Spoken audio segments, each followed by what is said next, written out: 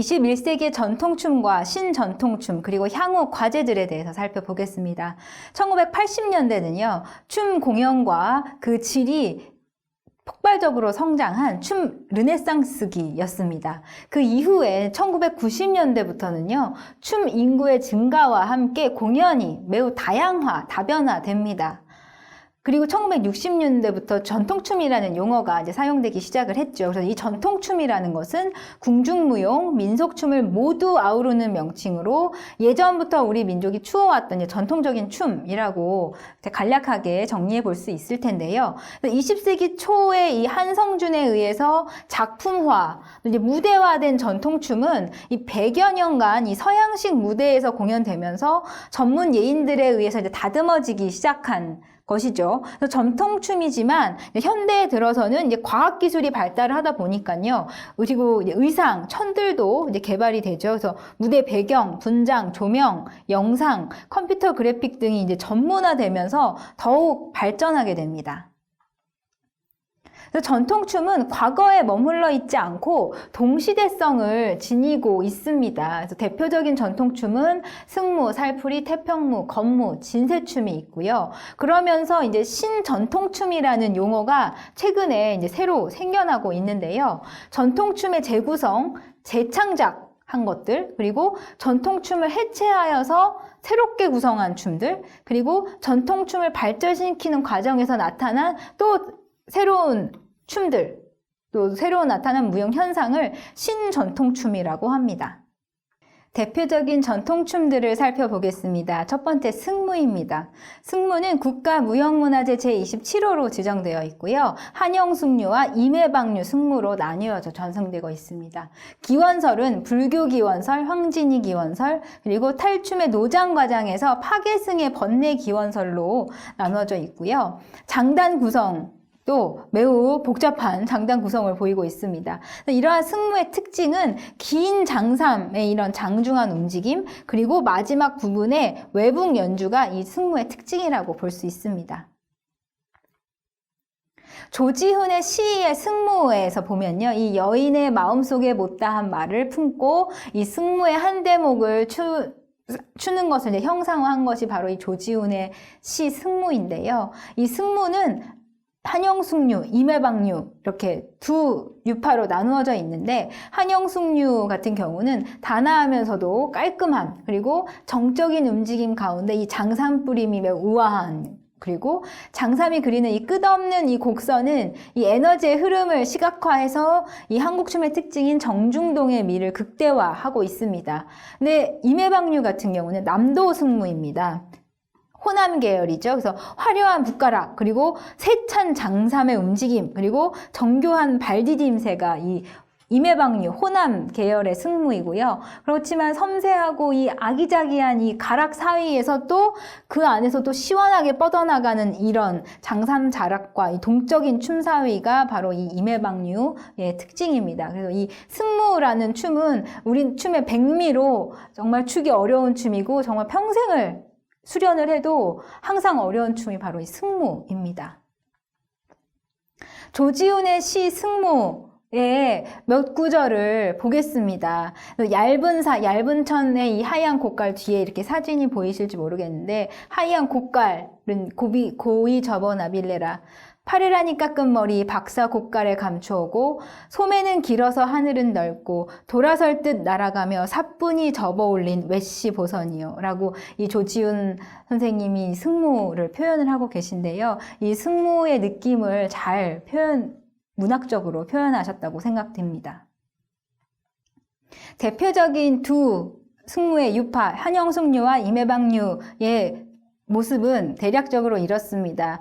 전 국가무형문화재셨던 이해주 선생님이 추시는 모습이고요. 지금 현재 임해방류는 현재 무형문화재이신 최상목 선생님이 추시는 모습인데요. 남자와 여자가 추었을 때 안에 장삼은 비슷하지만 이 임해방류하고 한영숭류하고 여기 트임이 달라요. 임해방류는 이 팔을 뺄 때 아래 있고 한영숭류는 옆에서 장삼의 트임이 어디 있는지에서도 볼 수 있고 춤 사위도 당연히 다르고요. 그리고 여성이 출 때는 또 이런 한복을, 여성 한복을 이렇게 딱 틀어매서 하고 남성은 또 흰 한복을 입기도 하고요. 옥색 한복을 입기도 합니다. 다음으로 보실 춤은 살풀이 춤입니다. 국가무형문화재 제97호로 지정이 되어 있고요. 살풀이 춤은 이제 세 단어, 살, 나쁜 기운을 풀어내기 위한 춤. 이런 의미가 있고요. 한영숙류, 임해방류 살풀이 춤이 있고 또 김숙자류 도살풀이 춤이 있습니다. 흰색 명주수건을 들고 이제 추는 춤인데요. 유래는 무속의식인 굿에서 이 마지막에 행해진 춤이 기녀들에 의해서 예술적으로 다듬어져서 즉흥춤의 하나였다가 한성준 선생님에 의해서 무대화된 것이 바로 지금의 살풀이 춤이다라고 이제 전해져 내려오고 있는데요. 음악 구성은 또 한영숙류는 경기 남부의 음악, 그리고 또 임해방류는 전라도 쪽, 충청도 쪽의 민속 음악인 신하위의 기본인 살풀이 장단으로 하고 있습니다. 한영숙류, 임해방류, 김숙자류, 도살풀이의 특징을 보실 텐데요. 한영숙류는 단아하고 담백한 여백의미, 흰색 한복, 여성 같은 경우는 흰색 한복을 입고 추고요. 임해방류는 고도로 정제된 이 기방예술로 항과 식명을 동시에 느낄 수 있고, 이제 이수를 받으신 분들은 옥색 치마 저고리에 쾌자, 그리고 여자는 아얌, 그리고 여기 남자는 조바우를 이렇게 쓰게 되고요. 아니면 여성분들은 흰색 치마 저고리를 입고 추기도 합니다. 김숙자류 도살풀이는 경기도 도당굿에서 유래가 된 거예요. 그래서 정말 무명의 흰색 한복을 이렇게 딱 동여매고 도살풀이 천도 매우 깁니다. 딱 보시면 아, 유파가 다르구나 라는 것을 느끼실 수 있습니다.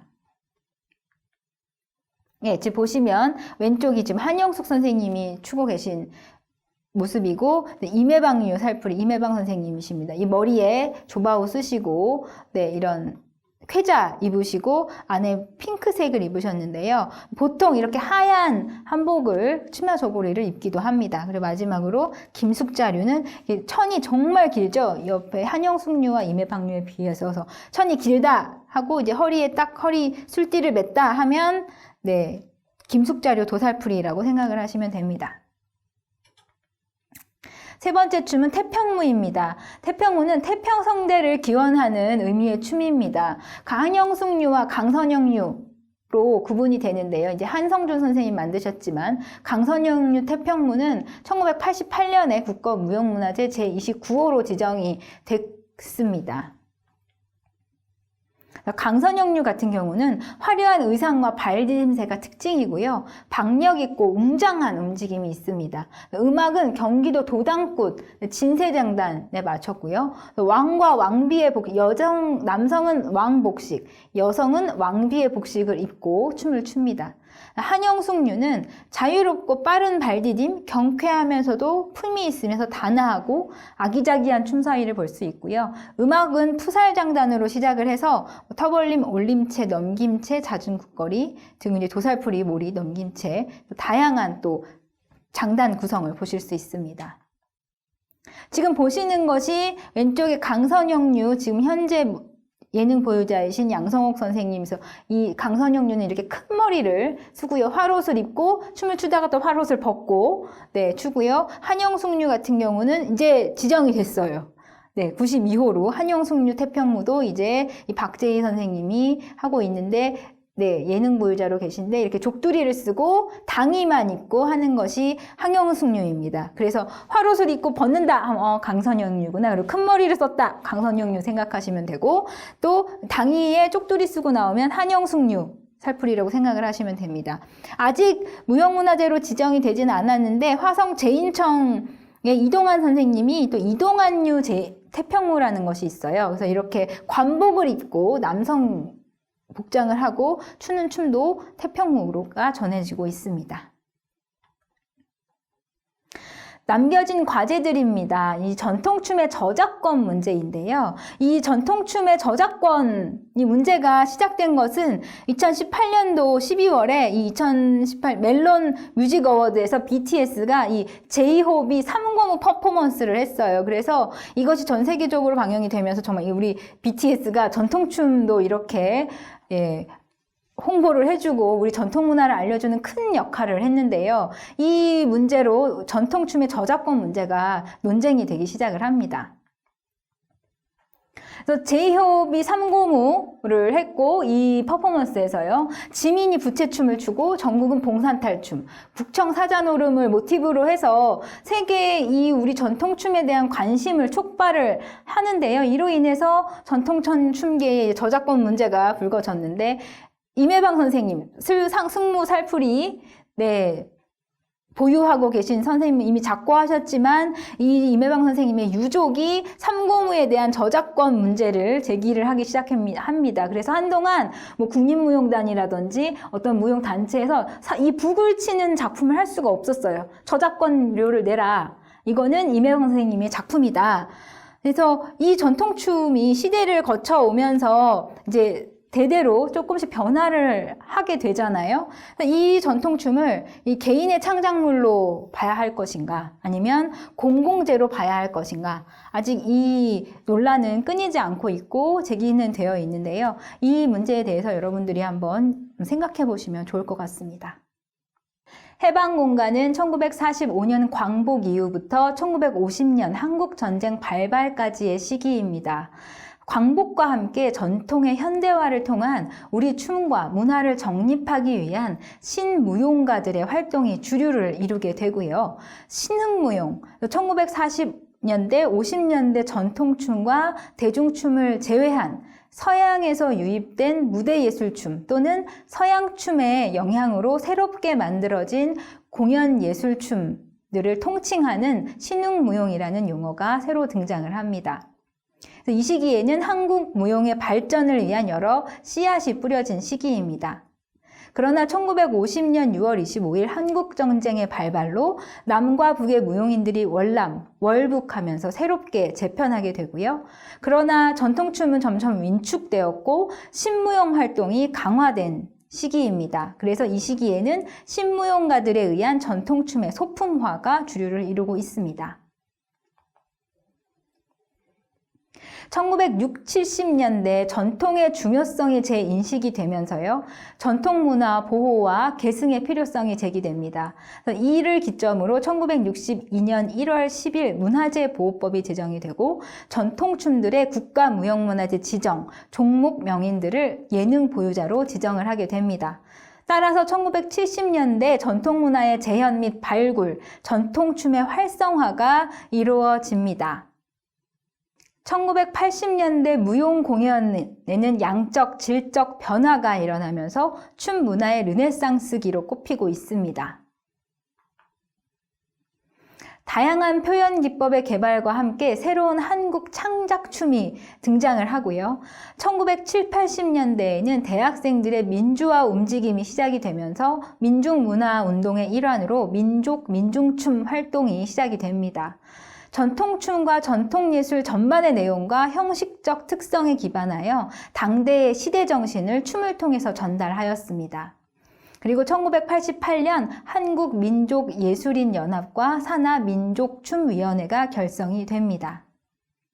1990년부터 춤 인구의 증가와 함께 공연예술은 다변화됩니다. 21세기에는 기존의 전통춤과 새로운 전통 스타일의 춤들, 신전통춤이 등장을 하고 전통춤, 신전통춤 레파토리에는 승무, 살풀이춤, 태평무, 건무, 진도국춤, 장구춤, 산조춤 등이 있습니다.